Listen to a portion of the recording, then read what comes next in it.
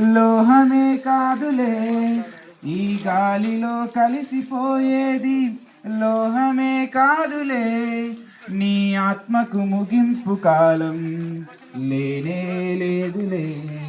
యోచించుమా ఓ నేస్తమా, ఆత్మకు బ్రతుకే ఉంది సుమా, ఆత్మకు బ్రతుకే ఉంది సుమా. క్రీస్తునందు ప్రియమైనటువంటి నరసంపల్లె గ్రామస్తులకు, పెద్దలకు ప్రభు అయిన యేసుక్రీస్తు యొక్క దేవుని నామములో మీ అందరికీ క్రిస్మస్ శుభాకాంక్షలు తెలియపరుస్తూ ఉన్నాం.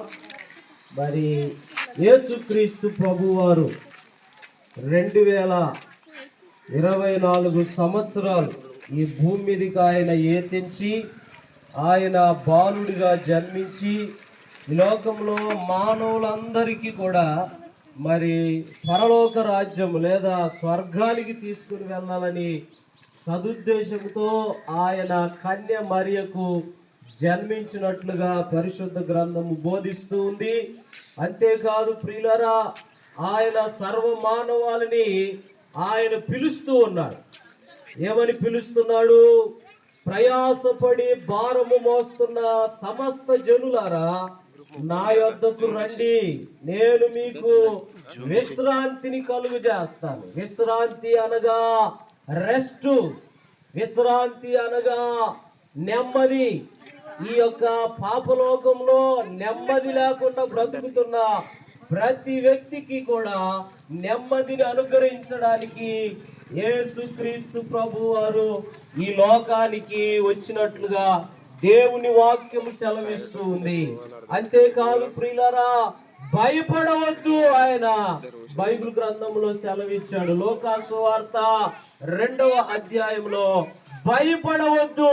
ఈ లోకంలో అప్పుల భయము చేత, ఈ లోకములో రోగముల భయము చేత, ఈ లోకములో మనిషి ఆగమైపోతున్నటువంటి దినాలలో యేసుక్రీస్తు వారు ఇచ్చిన పిలుపు ఏమిటంటే భయపడవద్దు, భయపడవద్దు.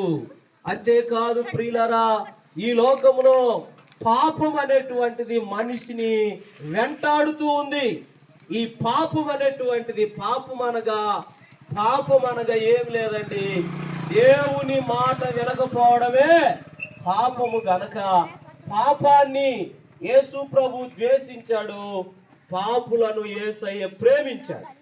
గనక ఇంకా మీలో ఎవరైనా ఈ వార్తను విని యేసుక్రీస్తే దేవుడని దేవుని వాక్యము సెలవిస్తూ ఉంది. అంతేకాదు ప్రియులారా, మరి యేసుక్రీస్తుని గురించిన సమాచారం మీరు ఇంకా తెలుసుకోవాలంటే ఇదిగో ఇక్కడ ఉన్నటువంటి యవన బిడ్డలందరూ కూడా మరి మీ కొరకు పత్రికలు పంచారు. పత్రికలు చదవడానికి మీకు చదువు రాకపోతే మీ పిల్లల చేత చదివించుకోండి. అలాగే మరి అందులో ఉన్నటువంటి మరి వచనాలను మీరందరూ కూడా మరి చదివి దేవుని యొక్క నిత్య రాజ్యంలో ఉండాలని